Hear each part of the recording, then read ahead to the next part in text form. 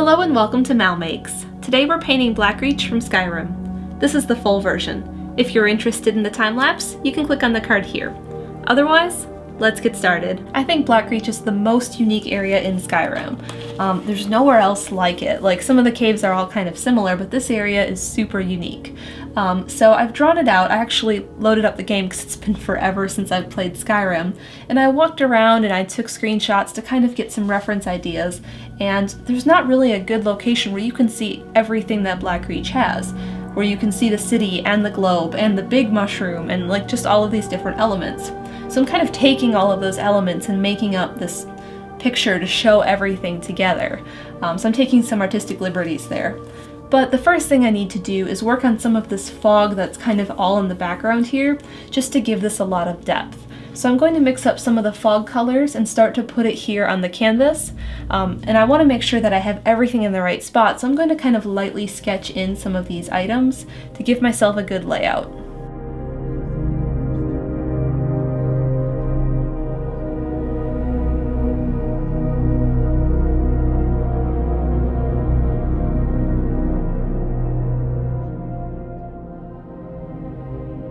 This color I've mixed up is kind of like a blue-gray color, and I made it by taking some primary cyan with some phthalo green blue shade, and then I mixed some zinc white and Mars black together separately to kind of make a grayish color, and then I put that gray and that cyan phthalo mix together to make this.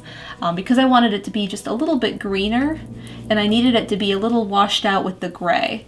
So I'm going to fill it in here first, trying to make it as light and as bright as possible towards the bottom, and then as I work up I can start to kind of feather it and fade it out to blend in up here. Now what I want to make sure I do is kind of bring in some clouds and make things transparent, which is why I use the zinc white, which is a kind of a transparent white, so I can make little areas where there's some darkness showing in, so it gives the impression of things far away. And as these layers dry, I can always take a little bit more paint and lighten more areas up. Because it is transparent, I can layer that and it'll kind of compound on the brightness of it. It'll just get lighter and lighter wherever I layer it. But I have to wait for it to dry, so like I can't go back over here until it's dry. But I can work over here, I can work over by the city in the meantime, just filling in all of these layers.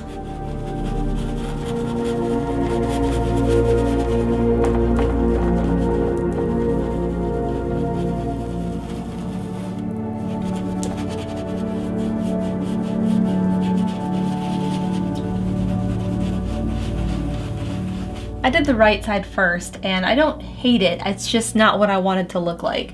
So I'm just going to grab some more black gesso and kind of go over this, and then try it again using those same colors.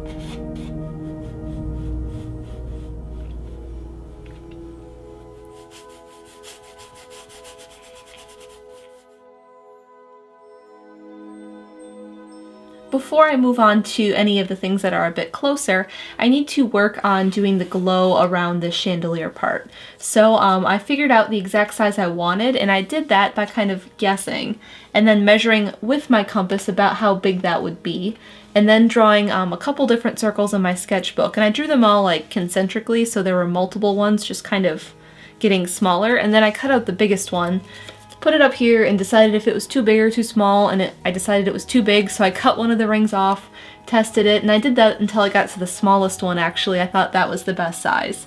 And I do that instead of drawing it right here on the canvas because my chalk pastel won't fit in these holes to draw the circle, so I had to do it with a pencil on paper and then cut it out and make myself a little tracer. Now, as I do the glow around this, I'm going to lose that circle, so I'm keeping the tracer to draw later.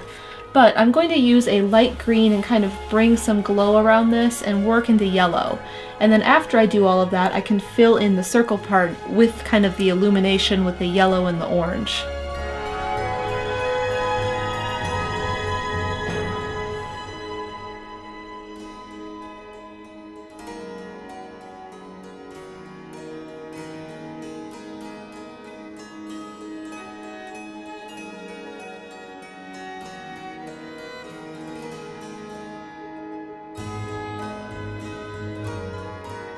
The problem with doing all of the glazing liquid to do all of these layers is if it's wet, when I put down a new layer, it tends to pick up the old wet layer and move it around, and then I have these negative spaces where I don't have any color, and that's not happened yet. I'm letting it dry in between each and going over here to this giant purple mushroom and working on that.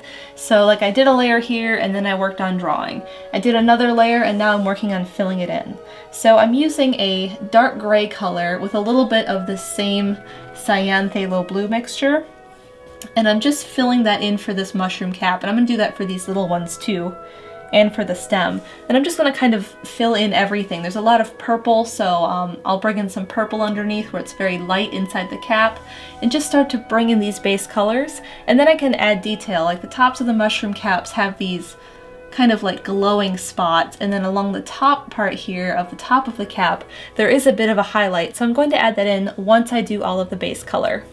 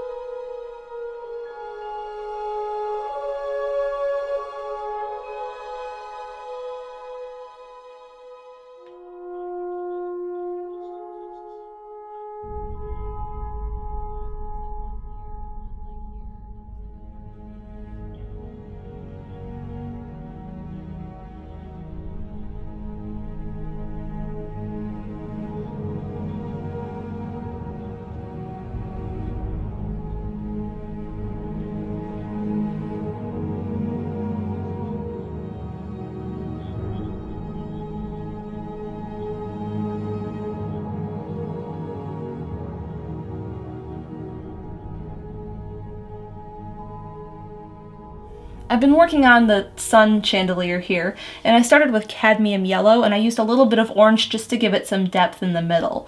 Once it's dry, I can work on the cage on the outside part, but I want to make sure that's super dry before I start trying to draw all of these tiny little lines here. As for the big mushroom, I brought in some vines that kind of go up the stem, and they come off onto each side this way. I started with using some carbon black, a liquid carbon black, and a pencil, and then I brought this light violet on top to give them like a highlight, because the inside part here is casting this light down. That's why I have the light on top of these little mushroom caps. And then all of like the jellyfish tentacle parts I made light violet because they kind of have their own glow too. Now that that's all dry, I've erased all the chalk and this part is done. I can start to work on some of these buildings, and because they're so far in this area, so like misty and moist with all of this fog coming in, it's going to be very similar to how I have some of these pillars here in the background. They're going to be not as soft as these are with the transition in between, but I'm going to use these same colors, this kind of blue-gray color and then some black.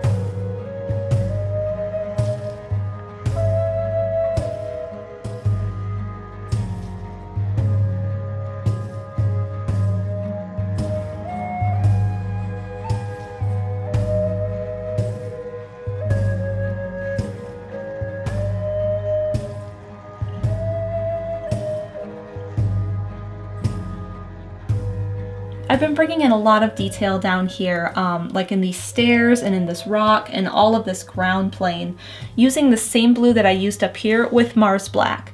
But I wanted to make it a bit smoother, so I used some glazing liquid, and this is basically a transparent paint. And if I mix it in with this blue, it just makes it transparent instead of opaque. That way I can see some of this black gesso through all of this. And I'm just letting it dry before I kind of add some more to it. I can also just mix in some Mars Black to make it darker, like underneath the stair and then back behind this rock here. Now I'm not going to push the ground any further from here because I want to finish drawing in all of these mushrooms that I've painted over, just to kind of give them a little bit of glow on the ground underneath where they're standing.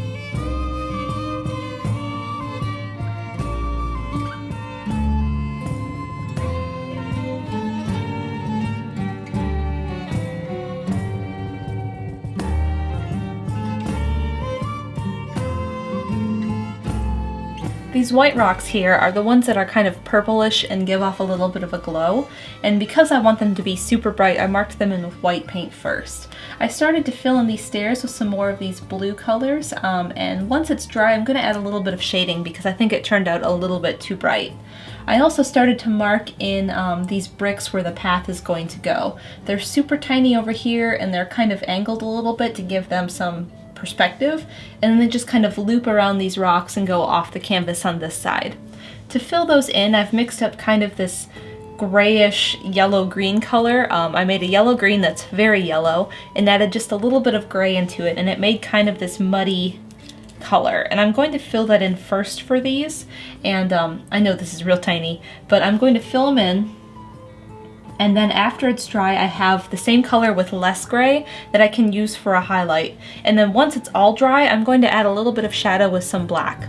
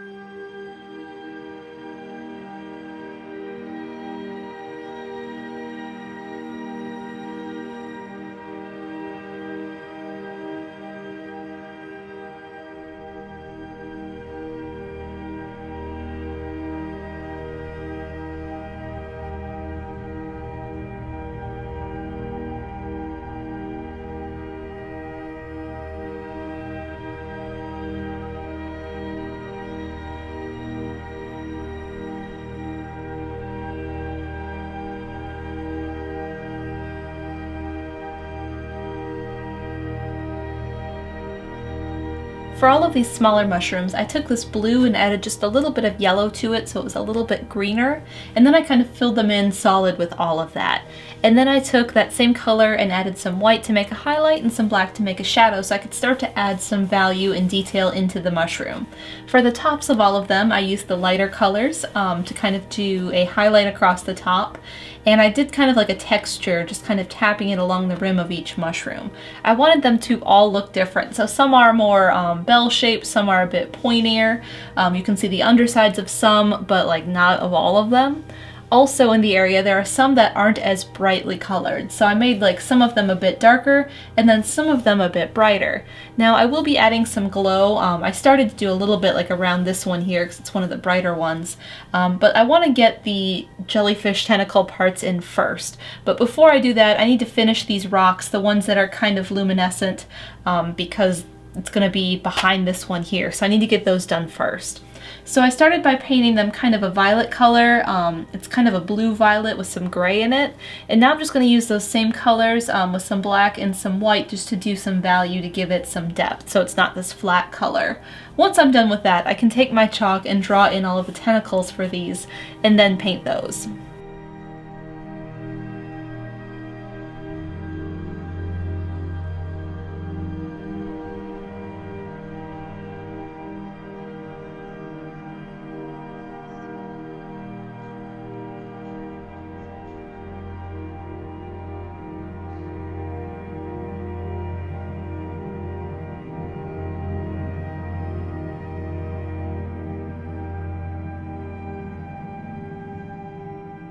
These rocks I started with kind of a grayish violet color and filled them in, and then I used some black to bring in shadows, and I added a lighter and lighter gray to that violet color until I got the highlights. I just kept adding more and more to do more and more layers. Now that those are done, like I said, I can move on to the jellyfish parts of these mushrooms, but I want to fill in the scrub brush before like I erase too much of it with my hands. So I'm using this black paint marker, and this is just the Golden High Flow in Carbon Black. And I'm just going to kind of draw some squiggly lines where all of my chalk is, just to block that in. I may have to do more later as I bring in like the colors that they're going to be, but I want to block it in so I can erase the chalk.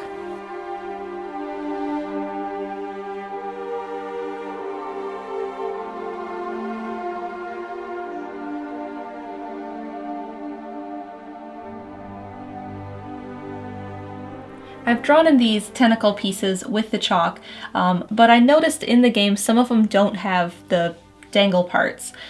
Mostly it tended to be the darker ones that are almost like they were dead. The lighter ones all had them, and also the little ones didn't have any. And it's almost like they were small, and then once they grow up and get big enough, then they grow off of the mushroom. But I drew in these chalk lines and I tried to keep them very vertical. They're not straight, perfect lines. They kind of wave and move around the mushroom as you walk by. So they do kind of curve a little bit as they go down, but they're pretty vertical. They're not like out here at an angle. But now that they're drawn in, I can mix up some more of this light color, which was kind of the same background of cyan, with a little bit of yellow to make it greener, and then just some light gray to make it light. And I'm just going to go right over all of those chalk lines with a tiny little paintbrush.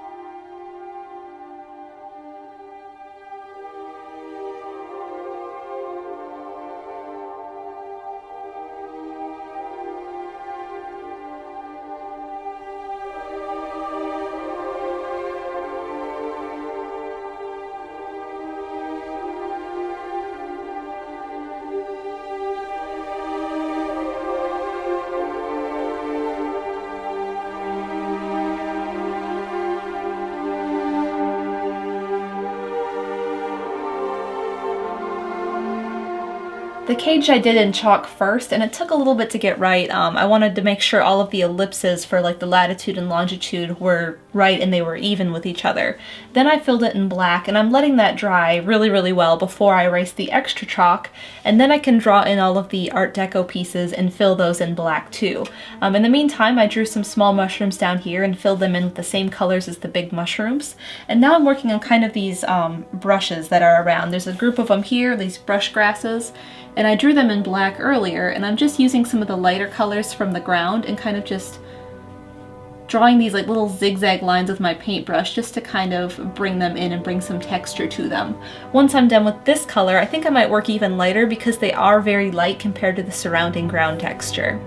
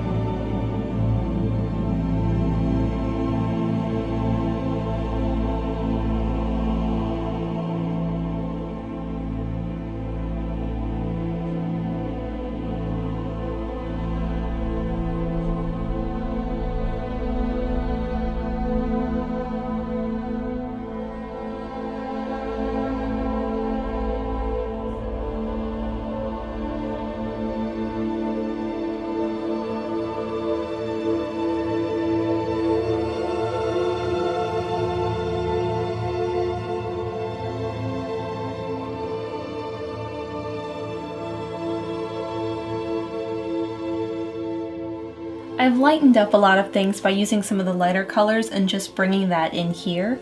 I've been working on the water and I'm still not happy with it, so I'm letting it dry while I work some more on this. I'm trying to push the edges further back so it looks rounder, and I mixed up some of this color I had for the glow, the oranger version, and I'm just painting over some of the things that are a bit further away on the globe that kind of wrap around the sides.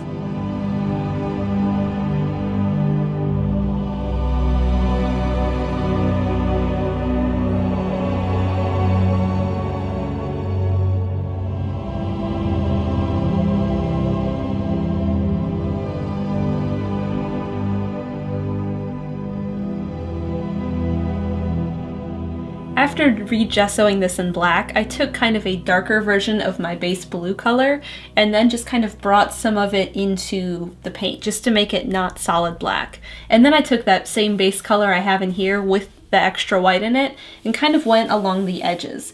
I did leave a little bit of a gap between the water and the ground because I wasn't sure if I wanted the water to be sunk down or not.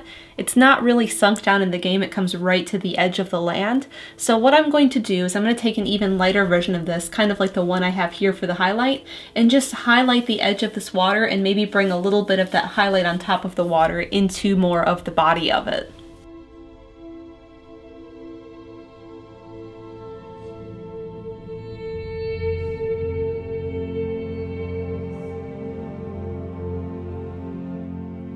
I really like everything about the painting except the water. To me right now it looks like it's a waterfall coming down these hills right here, but from here over it looks like a nice flat still pool of water, which is how I want all of it to look. So what I'm going to do, and I'm not thrilled about trying to do this, is I'm going to try and bring this line back a little bit so it kind of flattens the water out and makes it sit flat. In order to test this, I took this into Photoshop and I used the liquefy tool to kind of pull all of this part of the shoreline back a little bit. And I also took a paintbrush and kind of lightened up all of the dark parts here, and I really like how it looked. It definitely made it look a lot more like water. So that's what I'm going to try to do, and it does make me nervous because I basically like everything above the shoreline and I don't want to mess any of that up. So I'm going to very carefully take some of this dark blue-gray color and paint in where I don't want the shore to be, and then I can lighten up the rest of the water.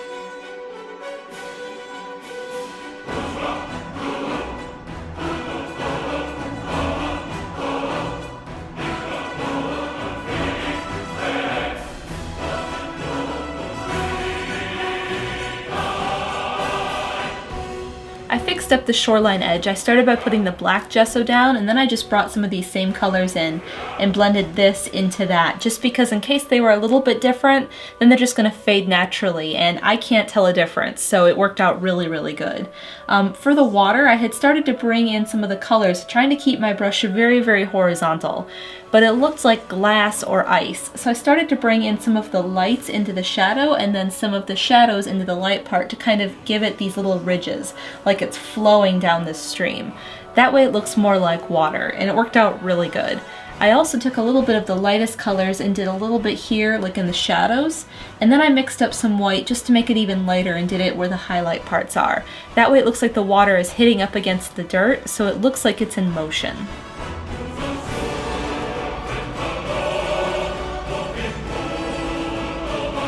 And we're done! We have Blackreach from Skyrim. If you're interested in this piece, you could buy a poster or a phone case, or bid on this original canvas. There's links down below. Also, consider supporting me on Patreon. You can find out more at supportmal.com. Thank you so much for watching. Don't forget to subscribe so you don't miss future episodes of MalMakes, and I'll see you again here for another video game painting.